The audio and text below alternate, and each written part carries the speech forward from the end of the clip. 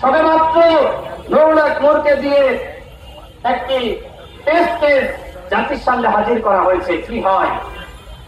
আমাদের স্পষ্ট কথা, আর যদি কারোর উপর হামলা করা হয়, আর যদি কাউকে রক্তাক্ত করা হয়, আর যদি এই গণঅভ্যুত্থানের আর কোন নায়ককে এইভাবে আইসিইউতে পাঠানো হয়, এদেশের জনগণ কিন্তু চুপ করে বসে থাকবে না।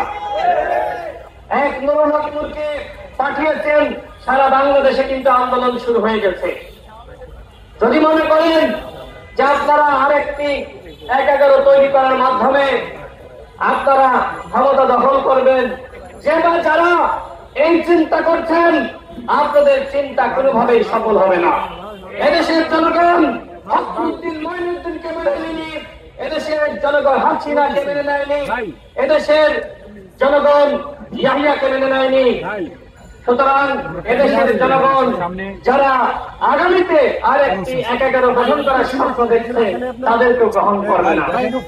বরং আমি তাদের উদ্দেশ্যে বলতে চাই, জনগণের কাতারে আসুন, জনগণের পাশে থাকুন, জনগণের মতামতকে উপেক্ষা করে যারা এই ক্ষমতাকে দখল করতে চাবেন, তাদের পরিণতি কিন্তু হাসিনার মতো হবে। সংগ্রামী সাথী বন্ধুগণ, স্বরাষ্ট্র উপদেষ্টা তার কাজটা কি? দেশের আইন শৃঙ্খলা রক্ষা করা, দেশের মানুষকে নিরাপদ রাখা। আমার কাছে এখন প্রশ্ন হলো, এই সরকার কি নিজেরাই নিরাপদ? আমার তো মনে হয় না যে এই সরকার নিজেরাই নিরাপদ। এই সরকার নিজেরাই ঝুঁকির মধ্যে রয়েছে। যদি নুরুল উপর যে আক্রমণ হয়েছে, রক্তাক্ত করা হয়েছে, পুলিশের এবং সেনাবাহিনীর যে সকল সদস্যরা এইভাবে আমাদের শতাধিক নেতাকর্মীকে রক্তাক্ত করেছে, হামলা করেছে, যদি তাদের বিচার না করা হয়, এই সরকারও কিন্তু নিরাপদে থাকতে পারবে না।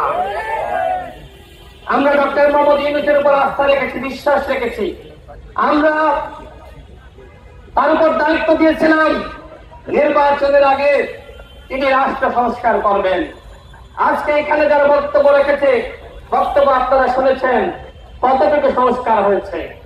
তিনি সংস্কার করতে পারেননি, তাকে কি সংস্কার করতে দেওয়া হয়নি, নাকি তিনি এই অথর্ব উপদেষ্টা পরিষদ গঠন করার কারণে নিজেই ব্যর্থ হয়েছেন?